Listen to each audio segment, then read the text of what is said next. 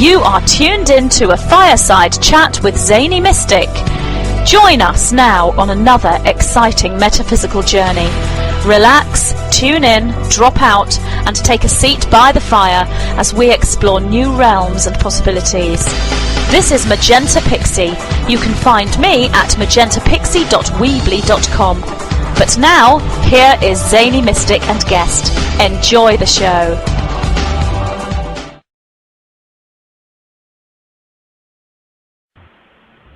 Greetings, everyone, and welcome to a Fireside Chat with Zany Mystic. I'm your host, Lance White. Tonight, I am delighted to welcome my old friend, CLIF HIGH, back to the show. By now, just about everyone on the planet has heard of the term webbot, and everyone knows that CLIF HIGH is the madcap inventor of the webbot technology. Over the years, he has honed his craft into a precisely imprecise, rickety but accurate time machine that many enjoy following through his Shape of Things to Come reports. You can find the most recent report on his website for the price of a cup of fancy coffee with many more hours of titillation than cream and sugar by going to his site, www.halfpasthuman.com. And I might also add here that there are numerous writings that he has noodled and penciled in, and you can read those free of charge and find a lot of other interesting stuff on his site. However, be forewarned, you might need to offset the disturbing revelations and potential possibilities with a nice warm slice of your favorite pie. So let's welcome the Pie Master back now. Hi, CLIF, how are you? I'm doing fine, thank you very much. Well, we've got a good apple pie at the moment. Oh my gosh, you're fortunate. I don't have any pie in the fridge. I have to stomach this without pie. But I've got whipped cream in my coffee, so I'm all right. I'm set. There you go, okay. Well, boy, we haven't talked for a little while, and I have your recent report right here on my desk, and there's a lot going on in the world, isn't there? There sure is, and we're approaching our projected 22 hours of release language on the 8th and into the 9th, which curiously now coincides with the passage of that chunk of rock YU-55, as well as the Feds going and turning off all of the communications and causing anxiety and fretting all over, Yeah, wow. You know, I haven't been paying any attention to the news, but those three pieces of information, your 22 hours of release language, the 8th and 9th, and the shutoff, all somehow got into my perception. So I think they might be important events. At least they're ones that will be impacting all of us in some way, yes? Yes, what's real curious for us, of course, is for me personally, is that at the time that we'd ascertained that the release language shifted, way back, about 9 months ago, we had initially drawn out 3, what I called crashcades, but really it's like 3 small waterfalls. Yeah. Building tension language, falling into release language, then building tension, and then release language, etc. And so that was like 9 months ago. Then a few months back, we saw that it had shifted into 2, and the third one is sort of like faded away. It's still there in a minor way, but nothing to write home about. But what's really interesting is that essentially the date for the middle one here in November hasn't really changed for a number of months, for perhaps 8 or 9. I'd have to actually go back and look at the records to see. And I didn't have a clue about this rock back then.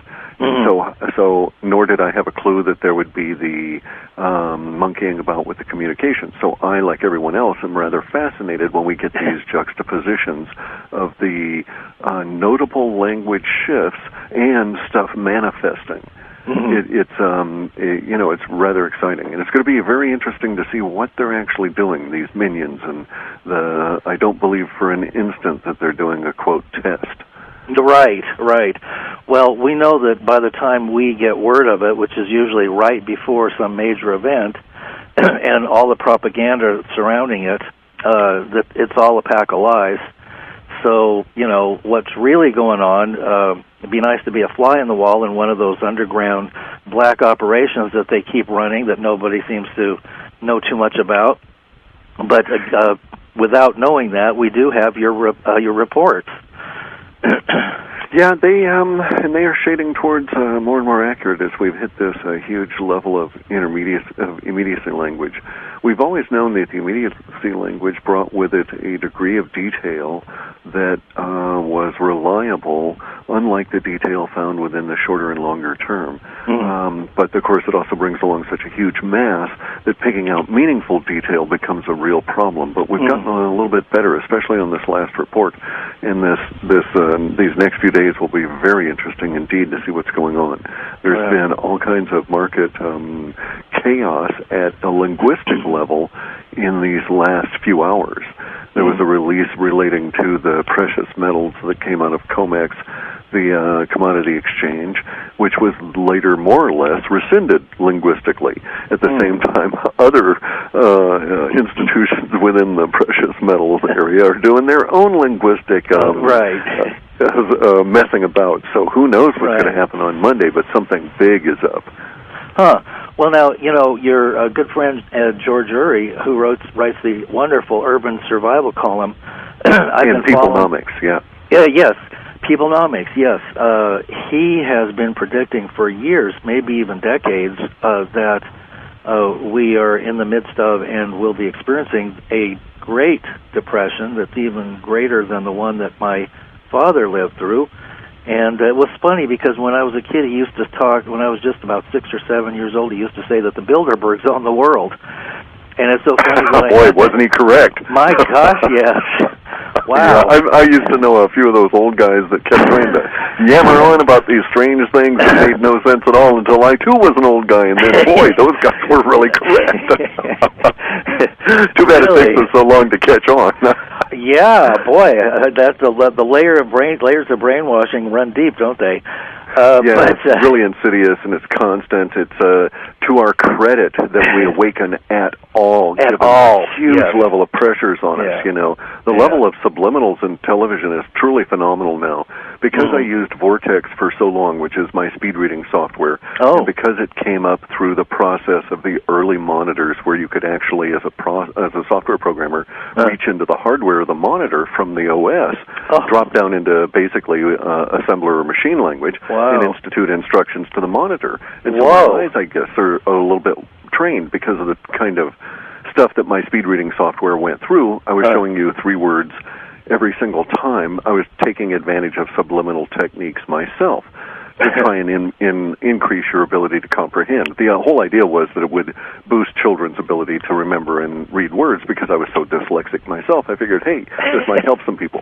Ran into all kinds of problems with the school systems and so on, but that's another story. In any event, though, I think my eyes have been well trained, because let me tell you, there is a lot of stuff in the mainstream television that there's at least one other carrier wave that's pretty continuously, it seems, broadcasting some level of subliminal. Not that I can decode it or anything, but I'm aware of it. Yes.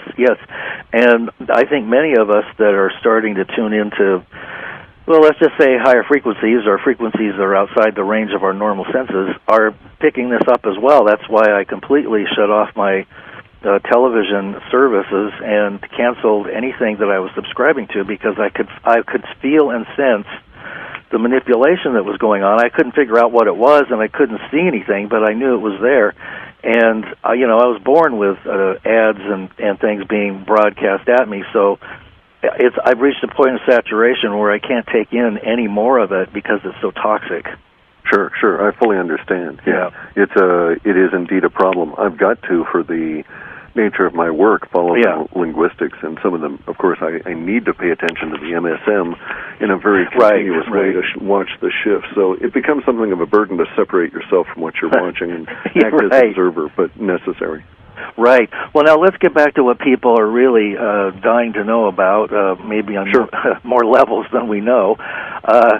But these crashcades that you're talking about, now we're in this we will be in the release period on the 8th and the 9th, and then, of course, as you are aware of, I'm sure, there's a big to-do about the 11-11-11, and whether some of that is meme engineering or some of it is not, whether it's a combination of many different things all working together, I'm not so sure, but it isn't a significant date as well. So this is a very crucial, compacted time period.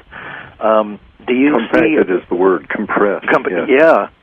Or unraveling, maybe. Do you see the final evolution of the revolution of the devolution of the system that we're waiting to see collapse? And who's behind all of these collapses? Are the powers that be stimulating these things for their one world government agenda? They may indeed be attempting to promote that. I mean, that seems quite clear that the fish-head fellows in the Vatican are trying to foist upon us this reptilian view of a hierarchical structure encompassing the whole world. Yeah. Now, and they indeed have coordinated it with the collapse of our financial system, but I maintain that it is not a deliberate collapse so much as this is as far as they've been able to string it along. Because of the nature of paper currencies always dying anyway within a certain period of time, they've just been able to keep this one going longer because it was the global reserve. But it's reached the ability of it to continue. Plus, there's that whole mindset shift that's going on among the populace around the planet, which is undeniable. I don't buy ascension. I don't think anybody's going to be gaining wings and flapping off in a rapture or anything. But my personal thing is that if the Christians want to go in rapture, please, that's fine. That's great. A little more room for the rest of us. But my whole thing here is that there is indeed a shift in awareness of ourselves in relation to the universe that's ongoing that is, to a great extent, unexplainable. Yeah. Well, you kind of addressed that in your reports in the sections that are titled the space go-farts, I believe. Isn't that the word that you used? Yep. Yeah, and that covers a multitude of things that you don't have to name then. You don't have to say UFOs or reptilians or grays or higher dimensionals or whatever. Whatever is out there that is creating something that we don't understand is there, right? It's perceptible, correct. We just don't know what it is, but we know we don't know, and that at least is, I hate to put it this way, something that we do know. This is kind of a funny thing. The space go-farts entity is turned upside down relative to the other entities in terms of how the archetypes are derived. So we find the broadest possible archetypes in that one, but in something like the populous entities, the closest feeling archetypes are the more powerful, home, hearth, food, that kind of thing, right? Yeah. And we also know and have verified, and I've heard you talk about this, the coexistence of Civilization 1, which has arisen from the, shall we say, the feeding or the food of our own civilization, which has been kept lower than an evolutionary path. We're actually devolving, but we're paying for Civilization 1 to ascend, and it is now existing simultaneously and yet outside of the perceptual awareness of most humans. Correct. And it includes a vast array of super duper califragilistic devices and things that you might see in Star Trek and think, oh, there's no way that they could have that, but that's exactly what they do have. And well, the issue there too is the overcoming the point of view on they can't have that. You have to understand that all of it hinges on a thought, and once you have the correct understanding of the thought, then you get anti-gravity, you get hyperdimensional travel, you get replication technology, you get the ability to deal with metals in a liquid state at room temperature, all different kinds of things from the same technology. So it's not that unbelievable because of the way in which technology has a tendency to magnify itself when you take each and every one of these exponential leaps, as we can show back through history. Yeah, very good. So how there seems to be a kind of a convergence of potential between these two societies, the one that has been secreted away and kept top secret or beyond top secret, that people die for and are murdered for every day, and the one... Well, they're actually, if we want to think about it, they're putting a huge amount of our dollars into building a screen to to hide the Civilization One. One of the agendas for the chemtrails is literally to mask the sky so we don't see what's on the other side of the chemtrails. And that allows them a certain level of freedom over populated areas that did not exist prior to the chemtrail saturation levels in the year 2000 and onward. Wow, interesting. I haven't heard you speak too much about that, and I've had several guests on the show that have been bringing that issue to light, and I was first made aware of them about 10 or 12 years ago, and it's taken me about 10 years to reach the point where I'm actually able to process that information. It's a rough road. I mean, the most giant, huge conspiracy is the one that takes you the hardest time to grasp. Yeah, and this is something that people, real good thinkers like Buckminster Fuller, was running into all of these walls in his early life, in his relationships with people, and he kept wondering, well, why are these people not able to grasp the essential, really cool significance of this thing I've invented? When it was really a cool thing, and it didn't matter what it was, whether it was a Dymaxion car or these special bricks he made that were quake-proof and fireproof and so on. Right. It was a conceptual issue, and he discovered that there's a certain, and the way I phrase it is, there's a certain required amount of energy that must be input into your brain for you to be able to process anything. So, for instance, if you want to learn 2 words of a language, it takes you very little brain energy, maybe half of a chocolate chip cookie's worth of calories, right? But if you want to learn that whole language, it's going to take you a lot of energy, and of course you can't absorb all that energy all at once, or your brain's going to turn into something resembling guacamole. And so you have to spread it out over months and months and months, and the calories consumed are huge. So to learn any language other than your native tongue is going to require you a significant investment of energy. Well, to learn and overcome the change of a point of view that you've spent years, perhaps decades, and have a huge emotional investment in, requires an energy transfer. You got to get a certain amount of calories in you to gnaw on that and suck the juice out of those bones before you figure out that, I can wrap my head around this and it makes sense. Yeah, very true, very true.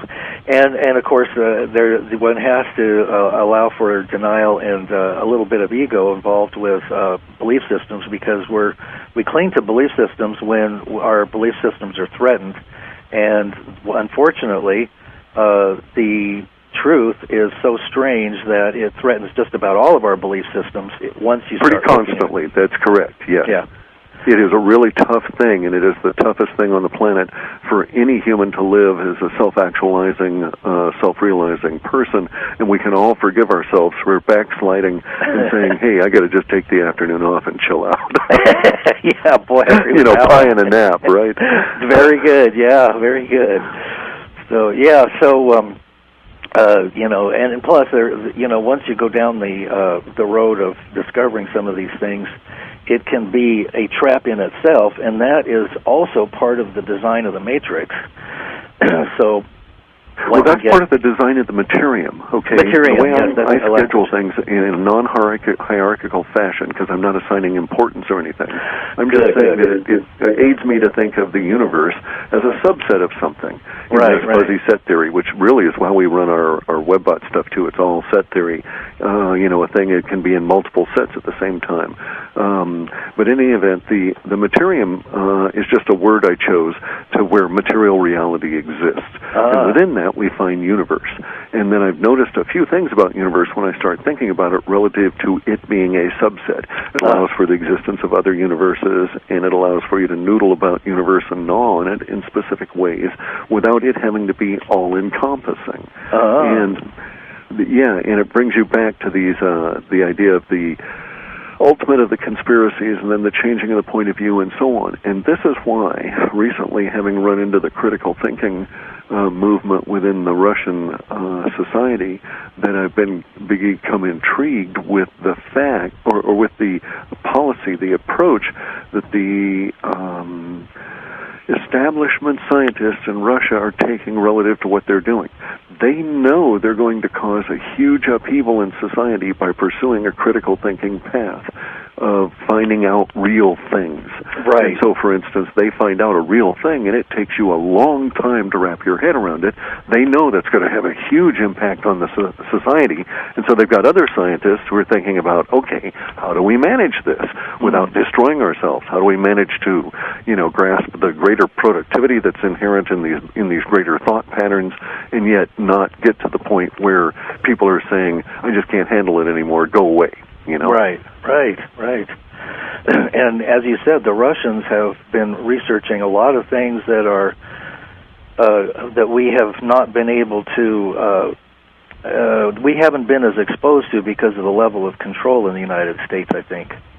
It's phenomenal. They, in essence, have decided that after the 72 years of captivity of their schooling and scientific structures at the hands of the political minions, which they didn't like much, we find ourselves in the same situation. Right. And these constraints that have been placed on the academic thought, that they decided to go the other way. And so they were saying, okay, anything is open for discussion as long as you come to it from a rational point, and we can argue the merits of it and not get involved in the discussion at an emotional level. But they were even wise enough to say, if we have to become involved at an emotional level, let's also bring the emotions themselves into the discussion and in an open and upfront way, so that it's all transparent, so that we know why we're getting upset, because maybe why we're getting upset about certain thoughts will tell us things about our thinking process. It gets really involved, but it's a very intricately clear way to proceed. And so, for instance, it's led to just staggering thoughts in other sciences other than just the history and the governmental sciences, because they're even examining how we should all, as an organization of beings, coexist. But it's also come into like astrophysics, into scalar understanding of the universe, everything from orbital mechanics down to how you would necessarily want to make pencils over time is open to this critical thinking process. And it's all changing. And I think we need to go through that. We haven't had a reformation in our society since the 1830s. Yeah. It's a long time to go without a major upheaval that basically throws out the old guard and the old way of thinking to accept the new reality. Yeah. One of the new ways of thinking, by the way, is that I was talking to this astrophysicist in Russia who's involved with, he's a young guy, but he's working for one of the major players over there in this critical thinking area. And they can prove demonstrably, both mechanistically with measurements, but also in thought experiments, that we as the Earth, has never orbited the sun. We don't orbit the sun as we think. The sun is not a stationary object. We're all spiraling through space in this huge, complex arrangement of Berry centers all interacting on each other, and it's in a weird way. It's strange because we are taught in the West that the planets orbit around the sun, and basically there's a period with harmonics for each of the planets. We seem to be missing a planet which is filled with the asteroid belt, like it was destroyed, and so on and so on. We have this basic view of the reality, but it's not. It's a working model. It's not and yet we accept it as fact. The Russians are basically saying it's only going to last as long. It's only a fact as long as it can last and support itself as a fact. The minute we can find something that will get rid of it as a fact, then we can go on to discover what is even more true than this thing that was in our way.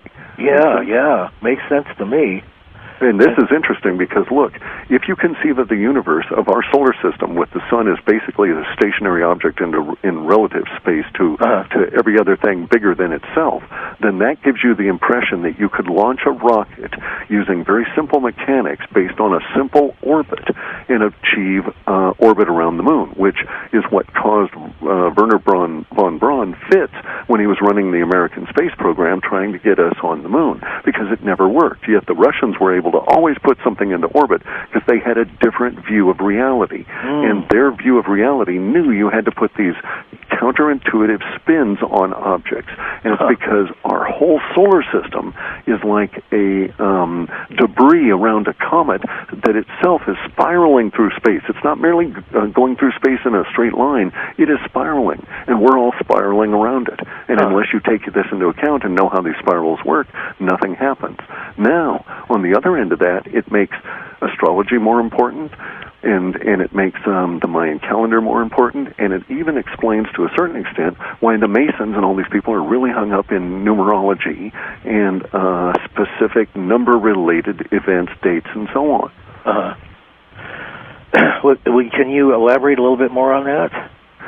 The Mayan astrology is more important because we are not a fixed object in space.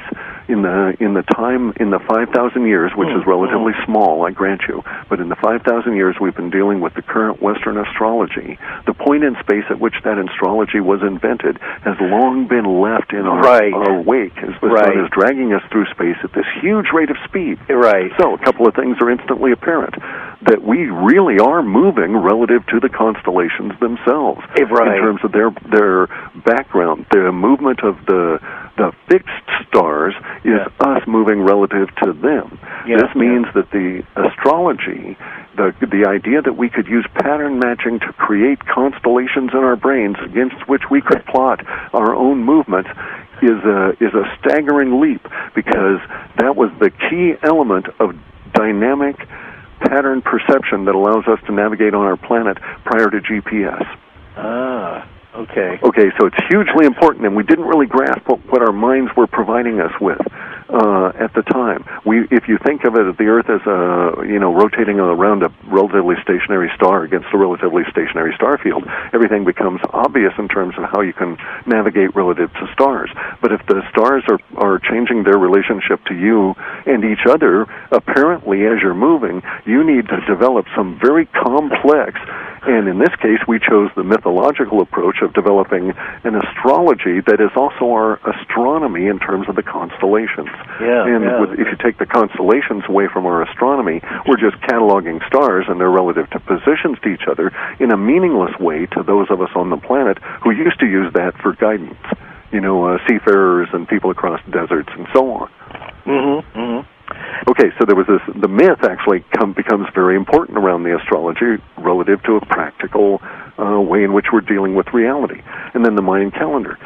The Mayan long count becomes even more important because the history has been distorted relative to our assumption about our sun and how it's moving through space.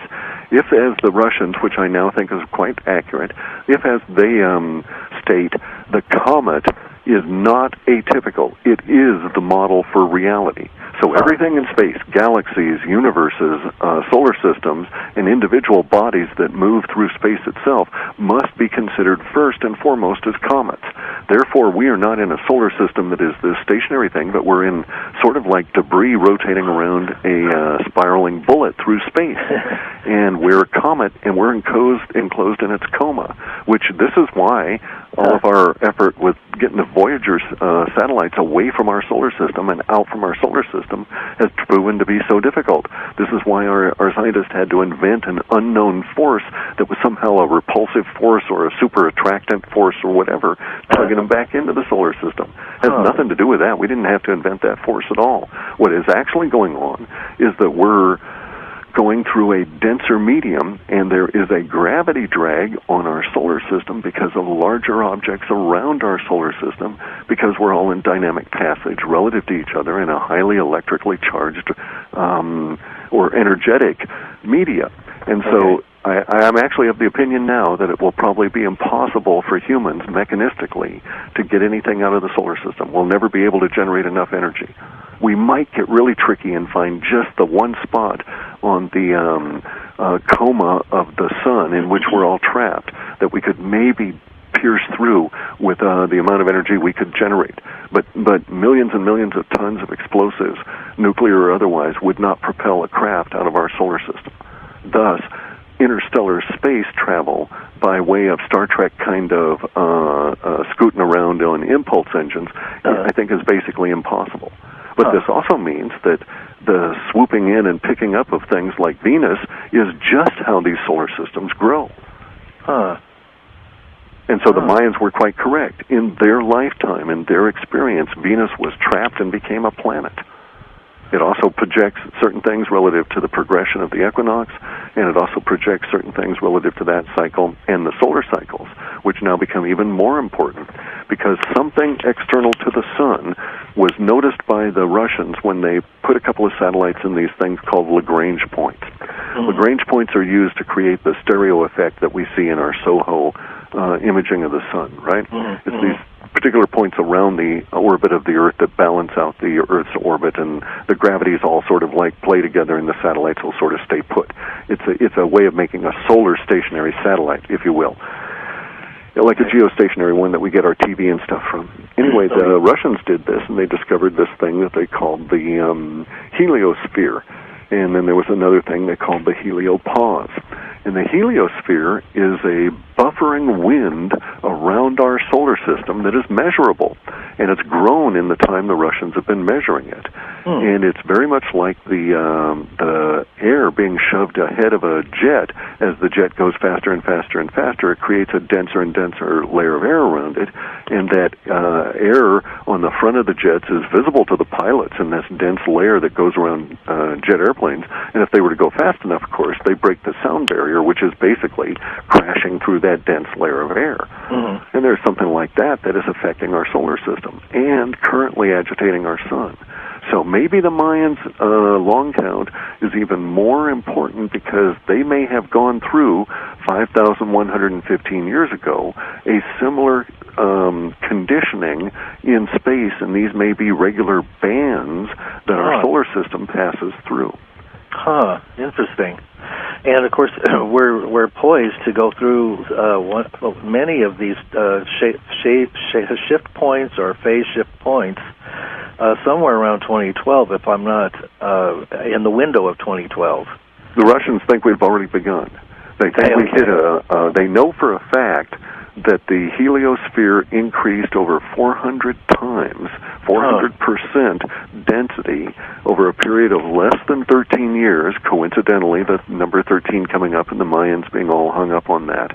And the 13-year period of time of this increase in the densification of it was a quasi-predicted. There was a Russian scientist who was thinking about all of this, and he said, well, if I'm right, then the solar system is moving through a fluid-like level of energy that will have dense and light areas, very much like the spiral arms of the galaxy, the Milky Way, that we're being absorbed by. And that basically what we're seeing, what we're going through, are unseen because it's not light energy and it's not electromagnetism that we can stick our we can't measure it. We can't measure it. We can't get out there and measure the stuff, but we feel the impacts of it, and we can measure it with highly sensitive instruments. And basically, we're going through waves that are connected to the spiral arms of the Milky Way galaxy as it absorbs the solar system we're in. Wow. Well, and unfortunately, though, we got to be real clear about this. In the early 1900s and way back in the early 1800s, there were two groups of movements in humans that studied the relationship of the solar winds, if you will, the sunspots, etc., to human activity over time, and they noticed that when things get really hot on the sun relative to sunspots, etc., not only do we have the bad weather, but we also have humans going crazy, mega wars, all different kinds of things, as our social pressures are increased by actual electromagnetic or energetic, if you will, pressures on the human brain. Now, in our personal work with the data, way back in '97, I got this data that said sun disease, and I'm now quite convinced that that was an extremely wide meme that included not only disease of the sun in the sense of sunspots, but also the impact of the sun's disease on human brains. We've had a lot of data saying that we would reach a point where people would be found just like they'd be walking along and they'd get hit by this stuff and just drool, stand there drooling. Well, they're almost doing that now, are they? Well, there is that, yes. I mean, But I'm saying in mass. I mean, to the point where it'll hit the mainstream media, and they'll start showing pictures of people that will, block traffic, this kind of thing. Yeah, well, of course. And if your reports are as accurate as they seem to be, then it would seem that we are headed for some pretty strange zombie-like movements all across the planet. Yes. Yes. Yeah. Which is why I was a little freaked out to find out that the CDC was messing around with zombie apocalypse kind of memes. Oh yes. What was that all about? I don't know, and it's very disturbing to see those kind of manifestations of the linguistics from way outliers like that. Yeah. Now this, of course, they're not those who are involved with the control of things. You have a certain word for that, and I can't. The minions. Yeah, sure. The minions are the group between us and the powers that be. Correct. Right. Now they're not necessarily shielded from all this stuff either, because they're being used to implement the outer layers of things. So, correct. Basically, they're all either easily controllable through blackmail or other means, or mind control or so on, or they're sort of stupid. Right. Right. Yes. Well, and then so they're subject to all of this as well, and the powers that be must know that this is all coming down. How do you see this playing out? Are there several different potential paths? Obviously, there are, since each one of us has some kind of choice in this thing. The data suggests that the powers that be are content with the idea that they can squirrel themselves away in the most radiation absorptive material around, which is dirt. In the sense, they get these underground hidey holes, lined with cement, TV and champagne, presumably, or whatever else they might need. Yeah. The data is less. I mean, we've known that for some time that this was their plan.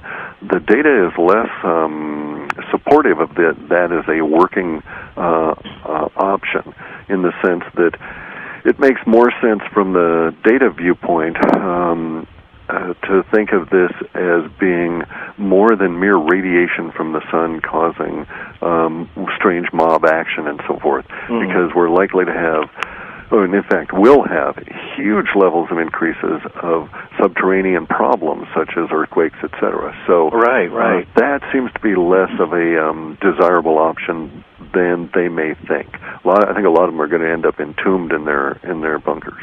Well, and then I've heard some internet chatter about some of those bunkers being destroyed, either accidentally or through some kind of HARP ray type thing or energy weaponry. That there's a lot of mysterious explosions going on underground where these bunkers would have been or are. And of course, there's no. I don't know whether you should accept any of that kind of information. The whole world at the moment, the whole planet is filled with such levels of disinfo. You're right. That I'm not willing to accept anything, especially now doing the critical path thing. Yeah. I agree because the Russians have actually developed a methodology, and I'm increasing my ability to read Russian, and so I'm getting more into it. But it brings some thoughts to you. It's like, okay, it doesn't aid me to think that one way or another. It may make me feel good, but it's going to obscure my actual critical thinking, because maybe it's not true, and I really need to know that for later on, right? Exactly. Thank you for bringing me back to reality. What about the potential for, we know that there is technology involved here that might allow for phasing out and in of various time portals, and you talked somewhat about... No, I don't. I've never bought that idea. I don't think time can be overcome. I don't think that we can corporeally shift any human or any object through time. I know they've done teleportation, and I know that Anderson et al., especially now with the recent stuff coming out of the leaking out of what the Hindus are doing up there near Kashmir, I know that they've been able to really do the magnetic containment fields well, but these have to be considered to be sieves, selective filters, rather than the ability to travel or shift in time at all. And basically what they do you have to consider that what they're doing in the time technology is that they're surrounding these humans with their test equipment with a magnetic containment field that screens out electromagnetic radiation at a fantastic level, but will allow certain components in that radiation, including time, to be selectively filtered. Yet, when they pop those bubbles and allow those people back out, they have not traveled in time. They have merely had less time or more time exposed to them while in those bubbles. They're still in this year. They haven't shifted at all. Make sense? All right. Yeah, it does make sense.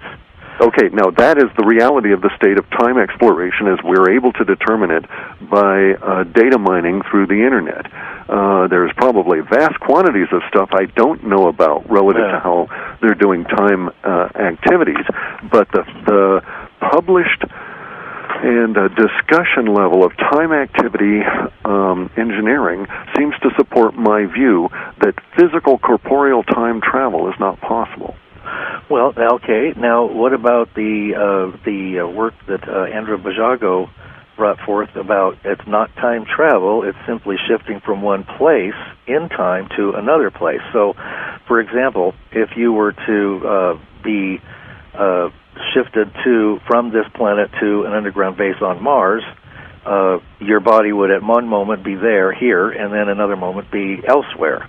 So correct, I agree with that. Okay, I can see where the teleportation is like bilocation is doable. Okay. But that does not involve time per se. Right. Time is one of 66,000 attributes that exist within the materium. Okay. And you can screen it out and so on, but you can't overcome it. You can't eliminate it and jump ahead of it or selectively go to another year. You have to imagine it this way. I am conscious at this moment. I am conscious, you're conscious, the planet's conscious, all of reality is conscious, right? But we're all focused now. Our consciousness, the greater gigantic consciousness that is reality, is not focused on 1855. If it were, we would be living in 1855. Right. So consciousness is not spread out on all times, everywhere, continuously. It may be so from a philosophical viewpoint, everywhere at all times, but it is not so continuously. And so in order to shift into time, you would have to transfer your consciousness as well as and your consciousness is basically really all you would have to shift, because the physical corporeality that is you is really an illusion. Right. However, your consciousness is a subset of the greater consciousness, and if it's looking at now and not 1855, you're never getting to 1855. Well, of course, then that would lead to the work of Carlos Castaneda in shifting the perception point of the consciousness. Now that is perhaps doable at a different level than we actually talk about. But getting back to Andrew's stuff, right? Right. I'm not disputing that Andrew has his perception of how things came about in his life and the time travel experiments and so on. Right. However, the Russians are sure disputing that, because they're saying that, and actually all the critical thinking is because there are certain things within time that bring into question the idea that we will even be able to get imagery or any residuals of time because of the way that consciousness must work within the reality in which we're at. But Andrew's supposition, or the evidence that he's brought forth on some of these things, is now spurious and is put into doubt simply because he relies on the consensual history, which we know to be bogus. Right. Well, so he said he was once, a viewer of a movie of the crucifixion of Christ. This is the same problem that Major Ed Dames now has. He has to understand that he may indeed, from the remote viewing, he has less issues than Andrew does. Andrew's visions, having seen a movie of this, it's like, well, if everybody is wearing medieval costumes, then you'd have a much better place to stand on. Yeah. But as of this point, the whole mythology around Christ, etc., and the crucifixion has to be considered to be, at best, alleged in any given year, and therefore the best evidence seems to put it into, would put it into the medieval time around specific individuals, but you'd have to have everybody in medieval costume, etc., in order for that to be believable. And yet we don't hear those references from people that are making these claims about having had time travel experiments or experiences. We don't hear it with channelers either. All the channelers are quite capable of standing up and saying, no, that's all bogus. I channeled this, and it all happened in 1302 or something. And we don't ever hear any of that. They are accepting within the framework of their mind the common consensual history, which frames their view of everything. Yeah, and that could be well, I'm not so certain that has reality to it, other than the person's own references to it. I agree. Okay. But because we have the common consensual view of reality, and people have experiences, they will frame them within those experiences. Right. So this is like the near-death business, right? Yeah. I'm quite convinced that near-death experiences are 100% valid and also 100% misunderstood. It's because you exist simultaneously as this little subset of consciousness within the materium and a larger set of consciousness outside of materium, as does everybody you know. So when you die and you go out there in a near-death experience, of course you see all these people that you think are dead because you're seeing their greater expression of consciousness out there, so to speak. And you come back here and you think, I've been talking to the dead. Well, that's not quite that, because the small amount of consciousness that they had in this materium has gone on to reincarnate elsewhere. And really couldn't be bothered with you because it was messing about with some pie. Yes, I agree with that. I think that's a much more accurate perception of things. Now, that brings us to a question that somebody has. I'm kind of trying to segue into this, and this has to do with something that you have been talking about for some time now, and that is the data gaps. Now, there's a couple of different data gaps I'm referring to. One is that certain people seem to have disappeared, and then they return at a certain point. Okay, so that's one of them. And the other is complete loss of data at a certain point in the webbots, and then the data begins again. So the question that was asked today is about that data gap. What do you see as the cause of that? And we have a little bit more understanding on that now, because I was able to do some tweaking around, because it's the reason we're having longer and longer periods of time between reports has to do exactly with the situation relative to the data gap. We are, for whatever reason, and we can put this into the unknown category, experiencing collectively as a human species an outrushing of more and more language in what we used to call here at Half Past Human the immediacy value set, or what we still refer to it in that. But so the immediacy data has been rising exponentially relative to the shorter term and the longer term data. Now, we can run our system in either serendipitous mode, which is 99% of the time I run it that way, or deterministic mode.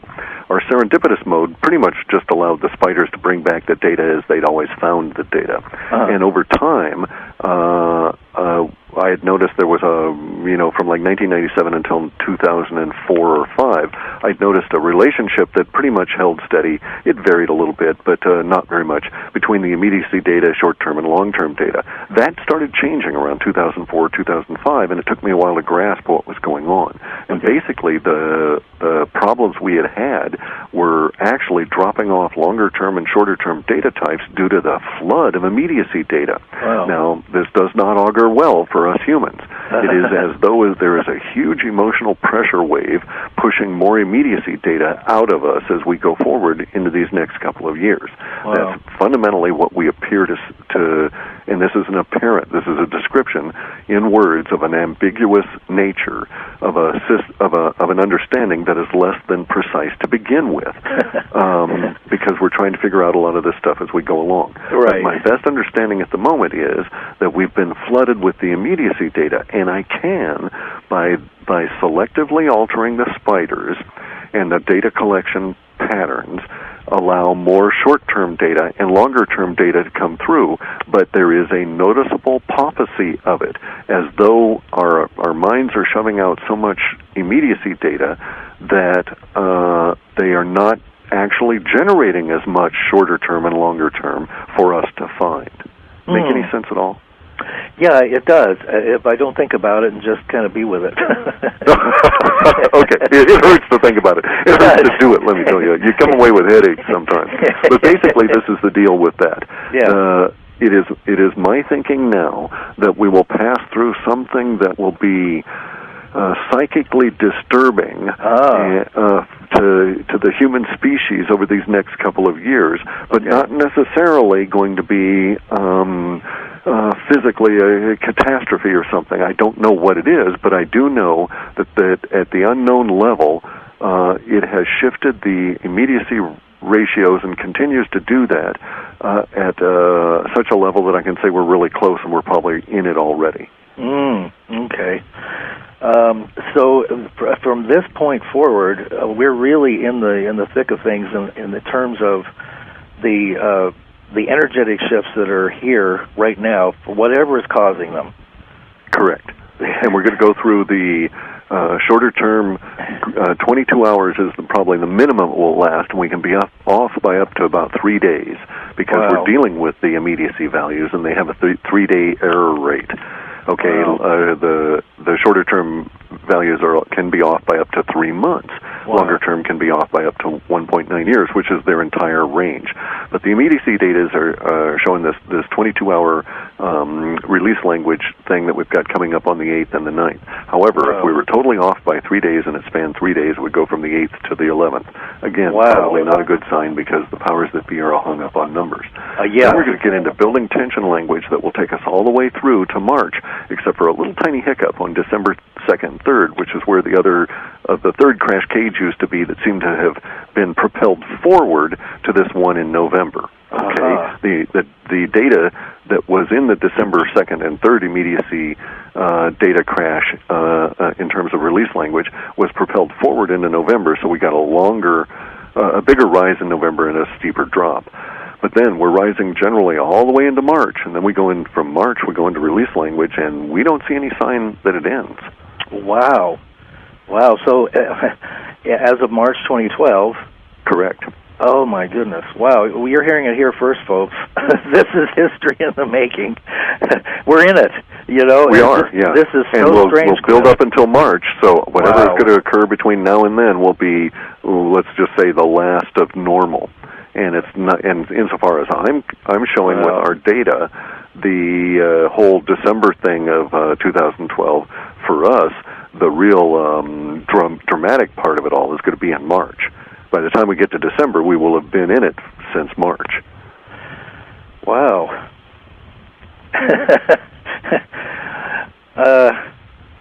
Interesting. It's scary to me, you know. It is. I got to get my boat done quick. Well, yeah.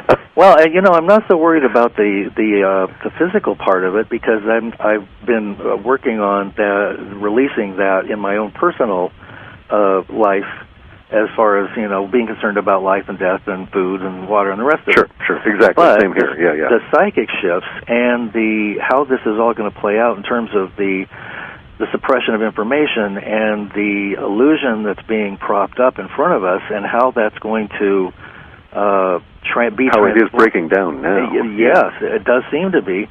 And you know, I can say honestly that I want more than anything for the control paradigm to be dissolved. I agree. I mean, and if I can live long enough to see that, and then you know, that is truly one of those satisfying moments. I'll be able to die in a state of shibumi. You know, it all will have been perfect. Absolutely right. So I kind of live for that. You know, I have to hang around long enough to see that happen and to know unequivocally, without a shadow of a doubt, at the deepest core of my being, that this has happened and humans are finally free at last. Until they screw it up again.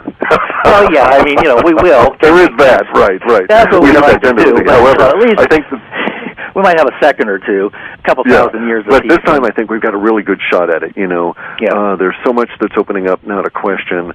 The critical thinking movement will sweep out of Russia. It's already starting to have inroads into China, into Chinese thinking. And I'm reading about it in India. Yeah. You know, and as soon as we get hold of it, boy, and it's gone around the planet. Yeah, it seems like the United States has been. It started out as a seed thought or a meme of consciousness, and then we got kind of derailed and sheepalized, But it must be this way, you know? Yeah, exactly. Everything. The Chinese, the whole thing, right. way back when, they caught on to it. I mean, everybody does, and then you forget about it. It's all cycles, right? You know, you got to be an old like tree. You don't get to be an old tree unless you go through all the sapling stage and all that business, right? Right. So it does seem like this consciousness or this awareness is returning to us, and once we get a hold of it and grasp it and really understand it, there's nothing like our the wonderful tenacity of the human spirit to rise up from the ashes and to really shine brightly. And that is what I believe in, that we are doing that, and this is what will happen, and we'll shed off the darkness and the illusion and the control. I think so as well. You know, the thing that I really like about humans is that there's a lot of us that love to work. Yeah, it's just cool as hell to build things. It is. And, you know, it's kind of like, okay, get out of my way, you know. Yeah, I mean, there's so much fun to be had on this planet if we could just, you know, get a little bit of grasp on the economics that have been derailed for so long with the quadrillions. I think we need I think we've actually. There was listening to this guy who's a Serbian. I think he's a philosopher, and he's really a marvelous fellow, a great thinker. There's a couple of videos out. If I can find a link to him, I'll put it up there. But he's got an idea that makes a lot of sense. That capitalism, like communism, like socialism, like fascism, has lost its claim to legitimacy with what I've been calling the Pluto or this generation that's on the point now with the Occupy and so forth, the generation from '89 onward, and these guys have no emotional acceptance of capitalism as a good thing because they've been oppressed by it all their lives. And so whatever we do come up with, I don't think it'll be the predatory capitalism, at least not for several hundred years, that we've gone through. But we need something radically different. The time that we could go through reformation and reform things, that is to reshape them, has changed. Now we need destruction that we may take the parts and rebuild with a new understanding. Yes, beautiful. Very well said. And I agree totally. All of these old thought forms that people seem to keep wanting to reinvent, I think it's better to just clear your mind and start with a clean slate. And start with critical thinking first, as you suggest, and learn how to think, because that's an acquired process. It's not something that happens. It's a skill, It is really. You have to intentionally work at it. And so to recreate something is not necessarily a good thing, but we can certainly synergize a little bit, and we can start from scratch and come up with something entirely new that hasn't been done before. And be that much more efficient as well, because we have a new understanding of things. That's just marvelous, the way that our progression of intelligence does, as Kalaman says, mount up certain plateaus. And we've gone through one level of plateau, and I think this new level of energy will give us the ability to think about things entirely differently, such that we won't have to make a lot of the mistakes that we used to have to make in terms of stepwise engineering. And I've seen it in the development of just the software engine industry in my lifetime, and the what was known as best practices and protocols that we used to have to operate under, and the new paradigms that we're programming under now. There's many things that we're going to have to watch out for, but we have a truly marvelous opportunity at the moment. Now what we have to do is we got to get our relationship settled with the Civilization 1 fellows and tell them we understand they've been parasitical, they need not be in the future, and that we understand that they've been right royal bastards, and we don't have to allow that to get in between us in our relationship, but things are not going to be as they would have it. Oh, exactly. Beautifully said. And Cliff, we only have a few minutes left, so I'd like to turn the last couple of minutes over to you just to share anything that you'd like to share with the listeners at this time, which is such a historic and propitious moment, and then let us know where we can find your reports and writings and so on. Well, I don't know that any of my crew is pertinent at the moment. You're gonna you got to Google stuff, but at the moment, what I'm really interested in is these upcoming couple of weeks, because we're going to see huge levels of thrashing around that will result, or that will be the direct result of the old order reaching this next critical stage in its rigor mortis. The way I'm conceiving of it is that I'm standing there like a Hollywood guy like Harold Lloyd or, Charlie Chaplin, and the front of the bar is falling, and I'm standing at just the right point so that the open window will pass over me and the bar will crash around me, right? Yeah. And that's basically what we've got. We've got all these drunk bastards behind us that have pushed the face of the bar out into the street, and it's going down.